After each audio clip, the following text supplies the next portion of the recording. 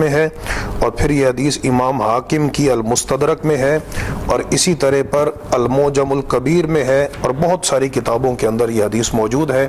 حضرت عبداللہ بن عباس رضی اللہ تعالی عنہما سے روایت ہے کہ رسول اللہ صلی اللہ تعالی علیہ وسلم نے ارشاد فرمایا، احب اللہ لما یغزوکم من نعمہ، فرمایا کہ تم اللہ سے محبت کرو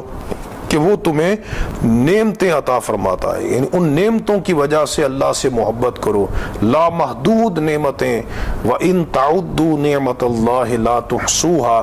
اگر تم اللہ کی نعمتوں کو شمار کرنے لگ جاؤ تو شمار نہیں کر سکتے۔ تو ان نعمتوں کی وجہ سے چونکہ وہ ہمارا حقیقی منعم ہے، مربی ہے، محسن ہے، تو سب سے بڑھ کر تم اللہ کی ذات سے محبت کرو۔ وَأَحِبُّونِي بِحُبِّ اللَّهِ، اور پھر فرمایا کہ تم اللہ کی محبت کی وجہ سے میری ذات